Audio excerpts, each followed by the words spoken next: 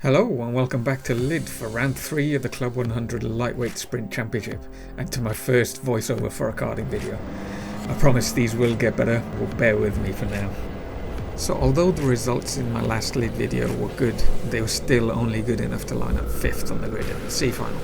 The difference between me being on row 3 in the C final and qualifying into the B final was just 1 point in the heats, which just goes to show how close things are at Lid. It was very, very close indeed, but at least I was still in with a shot of qualifying into the B final with a top 4 finish if all went to plan. The lights go green and I'm a bit off the back of Collier in front, which means that I get hung out to dry and get tapped here onto the curb, and I lose 1, 2 and then maybe even 3 positions here coming into the second chicane, so not off to the flyer that I'd have hoped, but yeah, still a lot left to do then in this final if I really want to make it into the B final for the first time this year. Over the crest and into the fast chicane for the first time out the back, and I again find myself on the wrong place on the track and lose a position. I try to slipstream and go for a lunge, but I didn't think it was worth it on the first lap to throw it all away, so I try my best to hold it all together and lose that position, so settle down and see what we can do from here. At this point I think I'm in 8th position and just try to follow Aaron Clark in front here, who actually sends it down the inside into the hairpin, so I try to make the most of it and try to gain that position as well. But into the quick right-hander here, I think I push Alex Brandom off. So I think in a couple of laps we'll see that I get a warning for contact at that point, which is, I guess, fair. Coming to the end of the second lap then, and we've lost a bit of time to Aaron Clark in front, and I have a tingly sense that Matt Cockram is right on my tail. So it's really about trying to close the gap to Aaron in front and try not to lose a position to Cockram behind me. So yeah, just try to get a few good corners in here, try to minimize the mistakes, not let Matt get an opportunity to get past. But as we come through the sweeper at the back of the circuit, we're starting to catch Aaron Clark a bit. So he looks back, human DRS, trying to get away, but at the end of the lap I think we've halved the gap, so hopefully the group up in front will start slowing each other up and we'll be able to close that gap. I think Aaron is starting to close that gap in front, but I'm not catching him, and hopefully he'll get into the action and get caught up in this battle in front, so fingers crossed we'll get kind of concertinaed up and there'll be a 7-wave battle for the front. Around this left hand then, and things are getting a lot closer now, so we're looking at slipstreaming. Aaron's got his head down trying to get the slipstream in front, and it's all contact and the gap's all gone, so we're nose to tail across the start finish.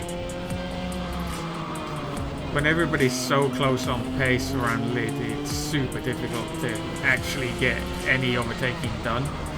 You've got to kind of rely on anybody in front making a mistake or somebody putting a move on someone else and try to capitalize on that. So it's a case of now just sitting in and waiting for that to happen, and hopefully it'll happen soon.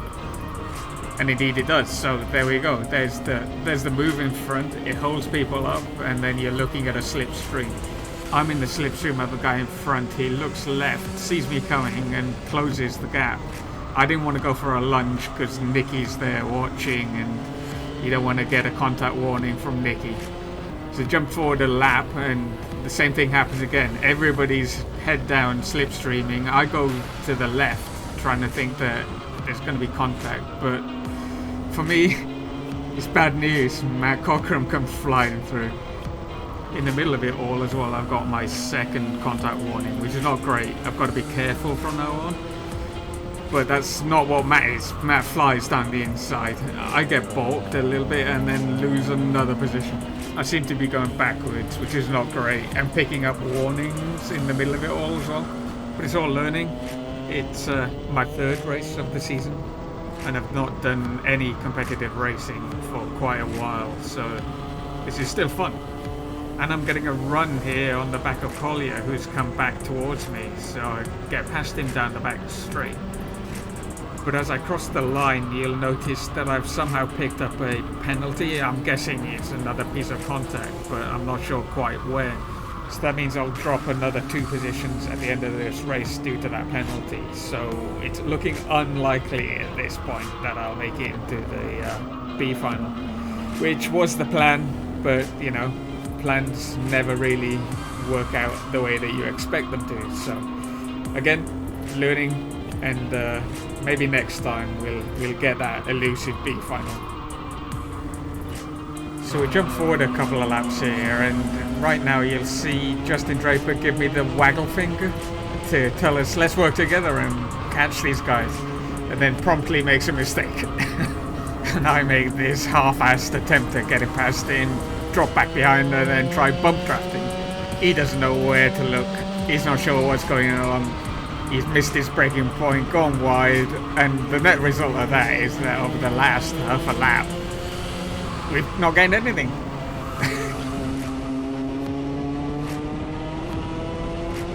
So into the second chicane, and it's all kind of closing up in front, and I think Justin takes a look here and goes defensive, which he doesn't need to do because I'm not going to go for the move. We need to be closing that gap, but unfortunately his exit out of the hairpin wasn't great, so we lose a little bit more time. I heed his advice again, and down the back straight decide to just slipstream, bump draft him, and see if we can get that gap back. It looks like it works. I think Singh in front makes a mistake, so the gap is closing and we're getting closer. All the while Matt Cockram in front is still marching up through.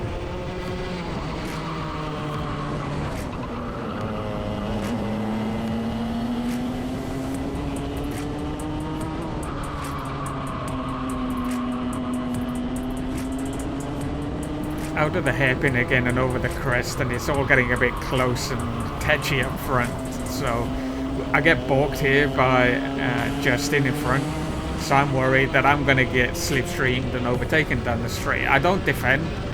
I'm looking forward and looking at what's happening there to see if there's maybe a chance of getting past someone.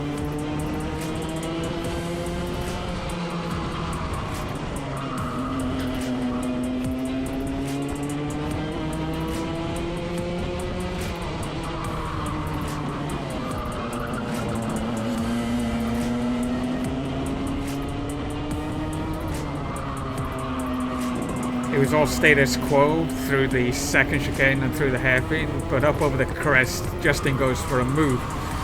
I think this could be my chance as well to get past, so I sit behind, give a little bit of a tap, but then get the slipstream and drive past down the back straight. So another place made. Happy.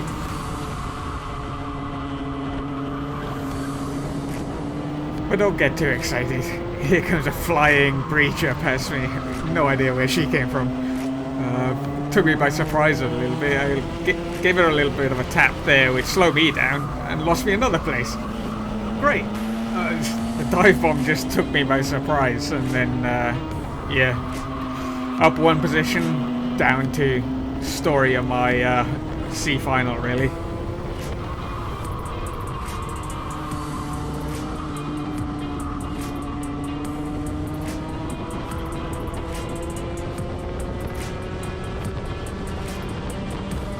At this point there's about 2 laps left, I think, and I'm in 9th place, but with a 2-place penalty that puts me down to 11th, and really from a 5th place on the grid I really want to be in the top 10, so I sent it.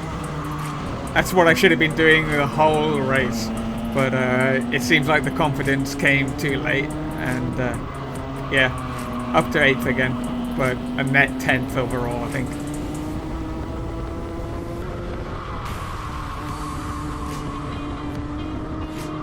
It's been a common theme so far this year to be there or thereabouts with Breacher in front, so it's no surprise that we're sharing the same part of the track again.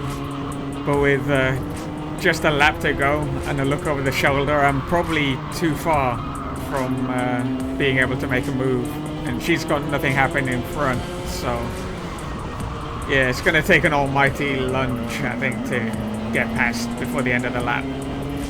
But, you know, stranger things have happened in the race before, and there's a gaggle in front. They're all battling away, so we've only really got the back straight to go, and there's a bit of a mess up front, so let's see what happens here. Somebody's trying to get past there. I can see the nose. I contemplate going 4 wide here, but I back out of it. Breacher's made the move, so I try to follow her through. I tap her and lose a little bit of speed, and yeah, I lose out over the line. Unfortunately, today wasn't my day. So on to Buckmore, round 4. Next up, who knows? Maybe it's Bryn at Buckmore and a B final to boot. Let's wait and see. Thanks for watching. Hope it's been fun. It's been a challenge to do this voiceover stuff. Find it very awkward, but hopefully you didn't.